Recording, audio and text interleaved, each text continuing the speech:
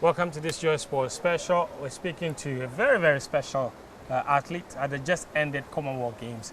She was one of only 2 track and field athletes to get a medal. In the women's long jump, I'm talking about none other than Deborah Acquah. Deborah, welcome to Ghana. Thank you so much. How are you? You all right? You look nice. Thank you so much. Yeah. When did you come back? I came right after. No, I came back Tuesday. Okay. Yeah. Okay. You came with the rest of the athletes that came down. Yeah. What was the reception like? You won bronze in the women's long jump.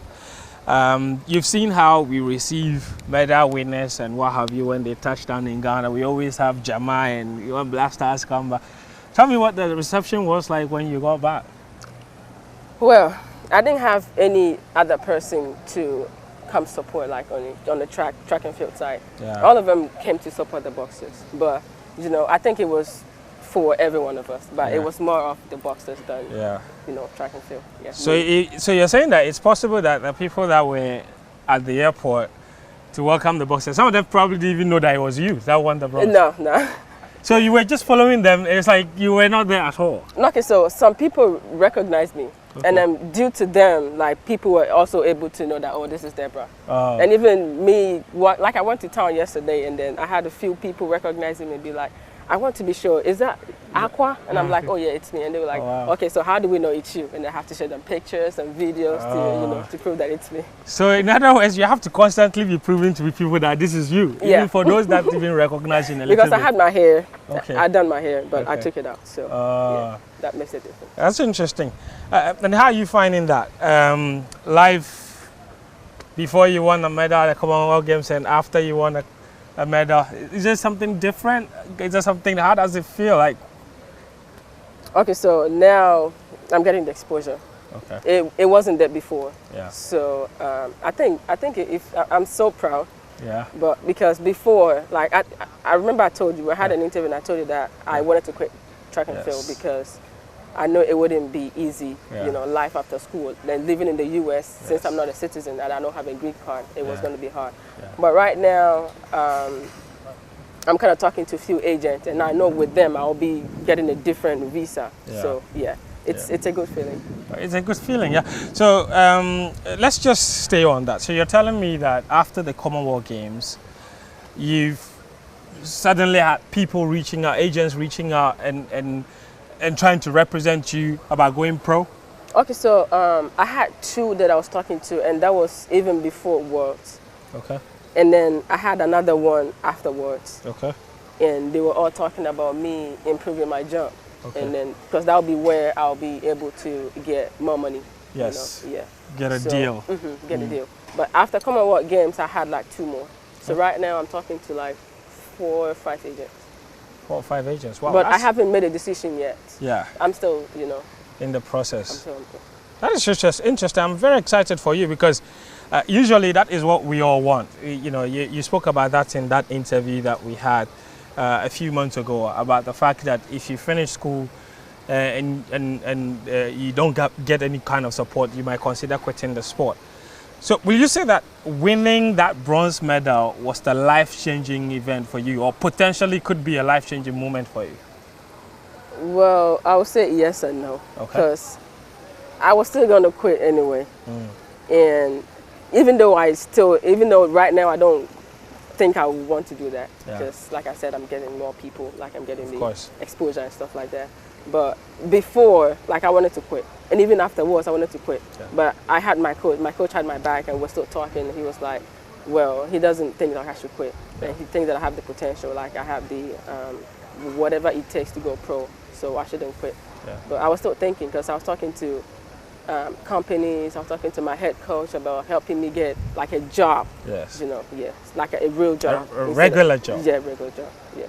So I was going to go for that instead of to continue with the sport. That would have meant that you were quitting athletics. Like I'm done. Like the other athletes also quit because they don't get enough support after school. And all of this new excitement that we are talking about, all of it could have ended really even before it began, isn't it? Because you made it to Birmingham by miracle. What happened there? Because we all know about the story of you arriving there very, very late, getting there at midnight, competing, a few hours later. What happened with the whole visa situation? How did you get to Birmingham so late, if just a few hours to your event? Okay, so before I left to Eugene, I sent my visa to the embassy. But the passport, you mean? I sent my passport to the embassy, sorry. So what happened was... This is the UK embassy? This is the UK, yeah. No, yeah, so the problem was I sent it to a wrong location. I made a mistake with the address. Okay. So it went to a wrong location. So I asked one of our volunteer coaches to check on it for me, but he wasn't also there. Okay. But he didn't tell me, he didn't text me on time to tell me. I would have asked one of my teammates to go and check on it for me. So he didn't let me know until I came back. So I came back and I sent it to the right location, but I wasn't getting any response. Okay. So right after that, I stopped training. Like I wasn't training. I didn't train on like 4 or 5 days. I think even a week. Why were you not training? You didn't think that you didn't think your visa would come? All hope was lost. Like I wouldn't be able to.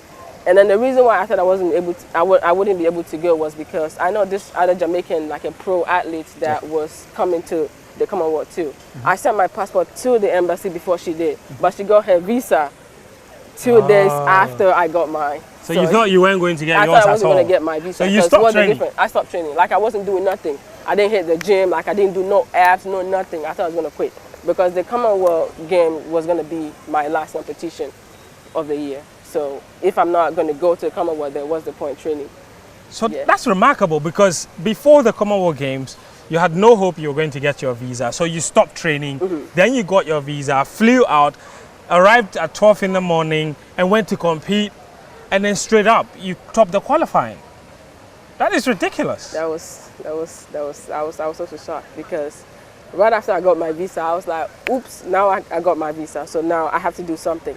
Do I go to the gym? Do I go to practice? So that very night, I had to go to our facility to do something. The gym? I didn't even use the gym. I had to go to the track to do some run-throughs to see. Because you were leaving the next morning? I was leaving the next morning to go to the track to see if I still have my speed, you know? Because that's what my coach was more concerned about, that he is scared that I might lose my speed. So I went to the track to make sure that at least the speed is there. Yeah, so I did. And then on the plane, I had this band that I was kind of like, to do some exercises, And stretch your legs. Because it was also a very long flight. It took you more than what? Almost 24 hours to get to Birmingham. Almost. Take me through that ordeal. I went from College Station to Dallas. Okay. And I had a 8-hour layover.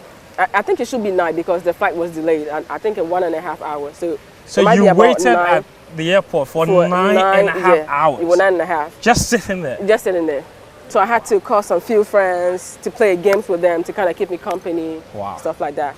And then we got to, what was it? Paris. Yes. And then because of the layover, like my plane left because it was supposed to be 9. Yes. So because your original flight delayed, your connecting flight had left by the time you got there. So I wasn't able to go. So the only one that I could get was the late one. So I had to wait from 9 o'clock to 8 p.m. Yeah. So that's about like 11 hours, like 11, 10, 11, 12 hours layover, Before you finally got...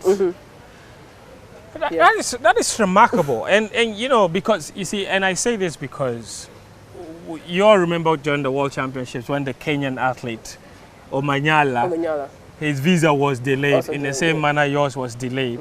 But once he got his visa, the Kenyans booked him on a first class ticket and he was in first class. You were traveling in economy this whole time. I was.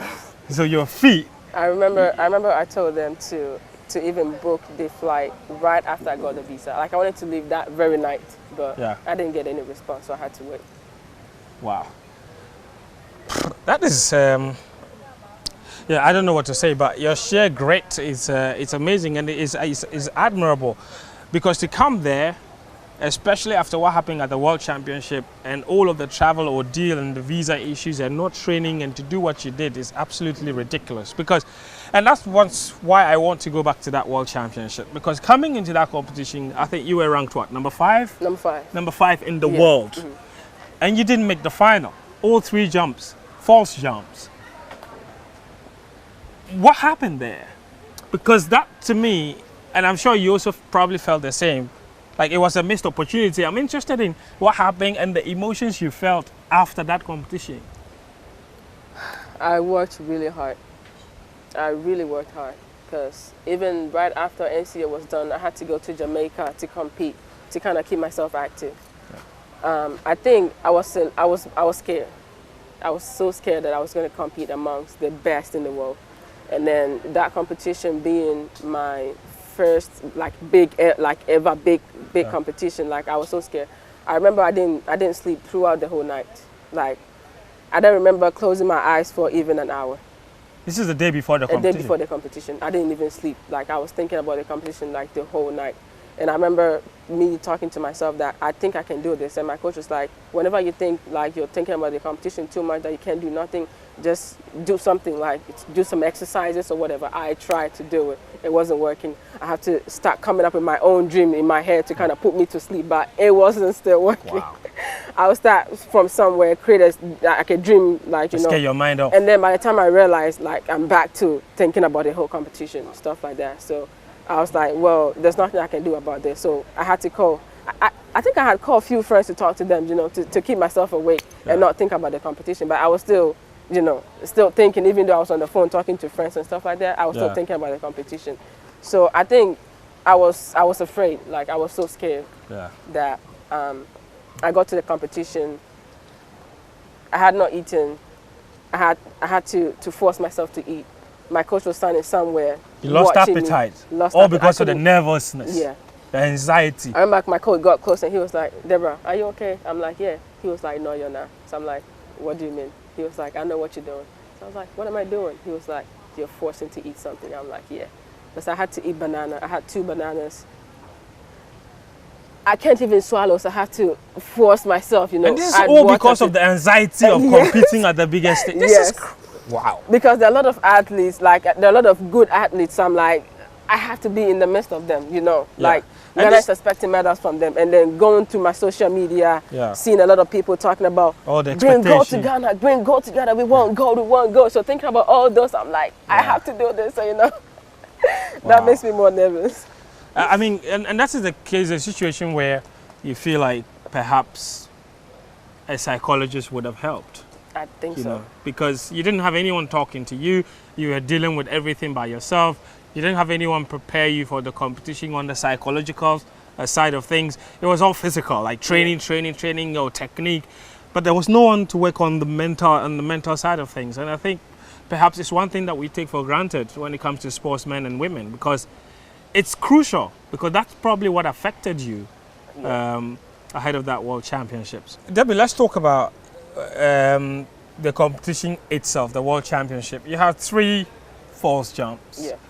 I remember speaking to you after. You seemed very disappointed. But what was the whole reaction like, even from a personal level and the people around you after the competition? Because it seemed to me, like I said earlier, like that was a missed opportunity, because at that point you were also having issues with Birmingham. You didn't even know if you were going to go. I think I knew I was going to go, but because by then, even though I wasn't hearing from the coach, I knew my passport is with the embassy, and I was going to get my visa. By then I didn't know if I didn't get the visa or not. But I feel like the pressure took over me. I couldn't control, even though on the competition day I tried to make it work. I had my coach, my head coach also there as well. And then we talked about being able to make it to at least the final. Or and if possible, if I'm able to medal, then he can also help me to get sponsorships and stuff like that. So I think that also got into me, because I was thinking about, you know, you have to do this, you have to do this, you have to do this. Right on the competition day, my approach changed. I go from 118, and I ended up going from 122, and I was still making it no jump. So that should tell that I was. So you were taking off way before the board, way outside the board. No, as well, or way in front. Way in front. Yeah. It wasn't way in front. I think it was mostly like this much foul. Yeah. Yeah, one way. I think the first jump was like this, second jump was like that, and then the third jump I made it because I was like, so that's what we always talk about, that if you miss the first and second jump, just try to make the third one work to take it to the finals, and then we work from there. Yeah. So I thought, like, I was gonna make it, like, just control your speed or whatever to make the finals, and then we'll know what to do from there. So that's what I tried to do on the third jump. But the third jump was legal, but it just wasn't good enough. Yeah, because I was so disappointed. Yeah. And even thinking about what happened in Birmingham, the first jump, like my qualification, could have even got a medal, maybe. Yeah. Because at 185, and then I think the third place was 180 something. Yeah. So even if not to make me get a medal, at least I would have been number 4 or 5. Right. Yeah. Right. I watch it. Yeah. I mean, that's interesting because, we talk about the fine margins, in athletics. It's, you train years and years and years, and you have only 3 attempts to try and make it. The same as even 100 meters. You train years and years and years, and all of your future, everything is determined in 10 seconds. It's a very, I always say that athletics is a very unfair sport. Yeah. It is very unfair. You were not, in Birmingham, you were not just listed for the long jump, you were also the reserve for the 4x100 meter relay. Yeah. Have you been, we know that long jumpers, a lot of them have speed, but when you went to Birmingham, did you ever train with the girls to try and see if it came to it? Because you didn't even have time to do anything. Yeah. So nobody approached me to train with the girls. Nobody approached me. I don't know if it was because I went there late or because they think I'm tired. But if they ever approached me to do it, then I think I was going to do it because even it's a speed work, and that was going to even prepare me for the long jump as well. So I was going to do it, but nobody told me about it. Yeah. Winning the bronze medal here is probably in the Commonwealth Games is what has opened a lot of people's eyes to you. But for those of us that have followed you a long time, you've broken the national record, if I'm not mistaken, at least 3 times now. Yeah. You won silver at the African Games in Rabat in 2019. I remember in those games as well, you had the moment with the relay team where the baton exchange didn't go exactly well. And I remember the conversation after, and everything seemed to point to the fact that everybody believed that it was your fault. Is that something, what do you remember from that incident? And did it ever occur to you that you thought everybody was blaming you for dropping the baton? Or what was that all about? I think, okay, so from Coach Andrew's point of view, I think he said I was supposed to wait for the baton to be, in my hand before I grab it. Yeah. But he said right after I reached out, I was ready to grab it to go. Yeah, so kind of.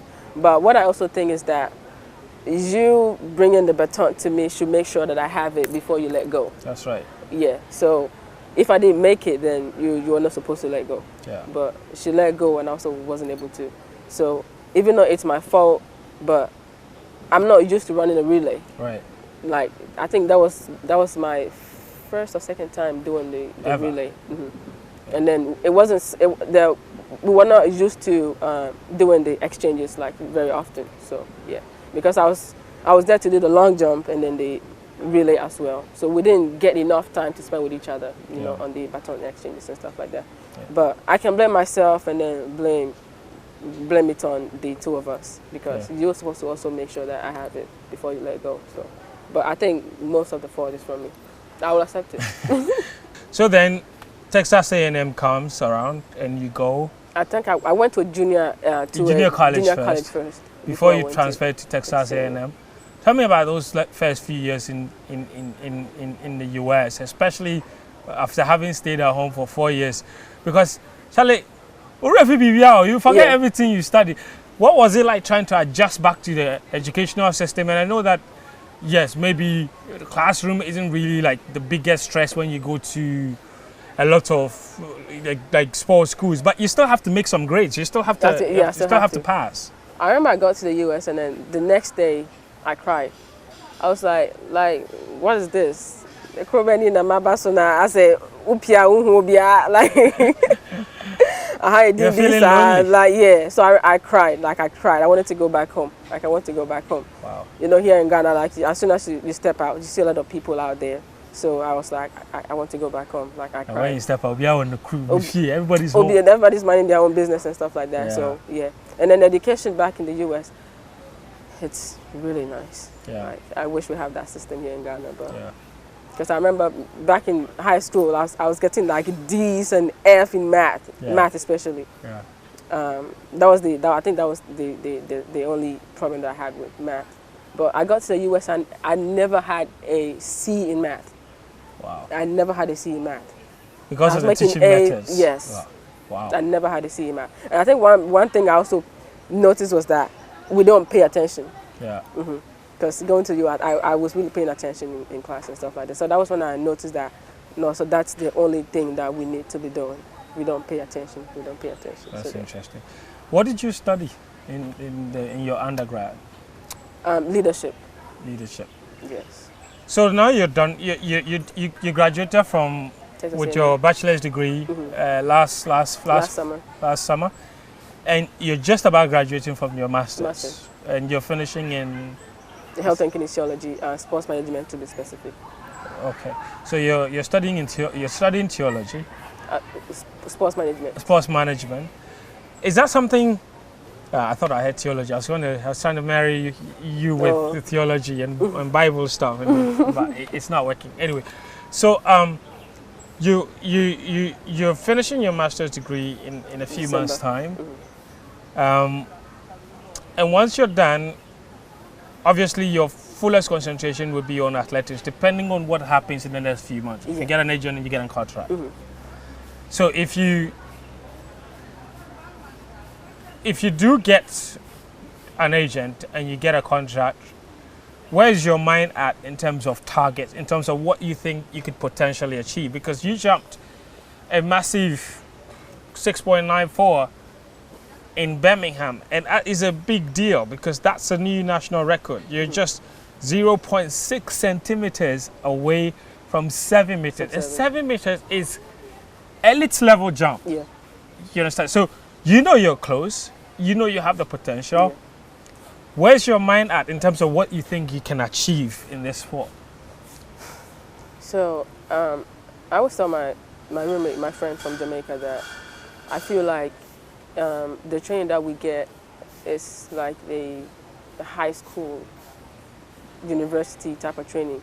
Because sometimes she even tells me that, oh, Debbie, if you see the kind of training that these pros are doing, like it looks like we're doing nothing. So I was like, I've been telling you this. So talking about that, I feel like if I get into a good program, like a new program, like I'll do really good. Which will come with a new coach, you mean? I don't mind staying with my coach, but yeah, if I get a new coach too, I'll go. Yeah, that's interesting, and I pray that it happens because I feel like you deserve it. You have massive potentials. You mentioned your good friend Lamara Destin. She won gold in the high jump. She won gold in the high jump. At the Commonwealth Games. Yeah. You two have a very special relationship, don't you? We are very close. You've been roommates for how long? For 3-4 years. Wow. Like 3, yeah. And we're still roommates. We moved to a different apartment, so and we're staying there for 1 year. So we will be. I think this will be our 4th year. Yeah. Does she have a contract yet? She's also working on one. She wants to go because my coach quit his job. Oh no. Yeah, he quit because he said he doesn't get enough time to spend with his family. So he moved to coach in a high school. So because of him, she also wants to go pro because she doesn't trust being with a new coach. He thinks that maybe like the dynamics and everything is going to change with a new coach, and maybe she might not do good. So she would rather go pro than to stay and maybe not do good. Yeah. Let's wrap up by talking about what you think this country can do for you in terms of how they can help you get to the next level. Obviously, we talk about getting a contract, getting a sponsorship deal with maybe Adidas or New Balance or Puma or what have you. But from a national point of view, what do you think potentially the country can do for you to help you get to that next level? Because I think your potential is not in doubt. So what can we do to help push you to the next level? I'm not too sure about this. I'm not too, I'm too new to this whole exposure, Right. To be honest, I have no idea. Because I had an interview and then someone was asking about you, Deborah, talking about we want support. What do you want Ghana to do for you? What do you want Ghana to do for athletics? We could do for you. So I'm like, putting money aside. So I was like, well, you can't do nothing without money. Yeah, you can't put There's money nothing aside. you can do without money. So if you put money aside, money is what we need to. Yeah, that's the point. I think what potentially we could do is maybe get some corporate institutions involved, some companies involved, and they could adapt you. And then give you a grant every year. Maybe they come and invest, I don't know, $30,000 in you and give you the money. So you have access to the best training facilities, the best coaches, because all of those things have to be paid for. Yeah. Because if you're done with school, you can no longer be using Texas A&M facilities because you're not a student. So to use a facility, you need to pay for it. So enter for a competition. Oh, even with that, I talked to our head coach, and then he said, I think somewhere last year, he said I can still stay there and train. So I can train I can use the track, I can use the gym, but the only thing that I won't have access to is to the trainer, the athletic trainer, to get treatment, like when I get hurt or something. They're no longer in charge of you. But if you had all of this support, you can fly to different competitions as well, because flying is expensive. And it's not every competition that, especially if you're not at the very top, it's not every competition that buys your flight for you. You have to pay to enter some of those competitions to try and get to the very top. And God being so good, in one of the, this agent I've been talking to, one of them said, if I'm able to sign with them, they'll be paying for everything. Like they're willing to pay for everything, like every competition, travel, hotel, food, and everything. That is good. That is good. Of course, for a share of what the sponsorship deal maybe would what be. Ghana can do is to get me, because with them, with Nike, if you sign with Nike, you can't have any other deals from, yes. But with that one, that particular one that I'm talking about, you can do it. So, and if possible, I can even be the face of this.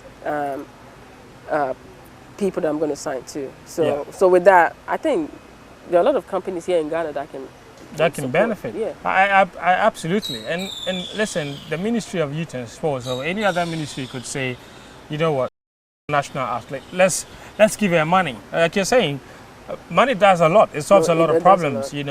Maybe even the athletics program that you will sign up to, they will have medics treating you and what have you. But if you have money, you can access even better medicine. So, all of those things count. Well, Deborah, I wish you all of the very best for the future. It's been an absolute pleasure. Welcome home. Have all the tuzafi and all the fufu and all the banku and all the cake that you want. And hopefully when you get back, we will be following everything that you're doing. And we hope that, and we believe that you're going to the very, very top of athletics. So all the best, and thank you very much. And then thank you also for this whole thing. Yeah. Thank you, thank you, because you have been one of the few in the media that I've been talking to a lot. That have been pushing me. A lot of people are also getting to know me through you. Of course. Because you put my stuff out there. When you were in City TV, a lot of people are watching me from there.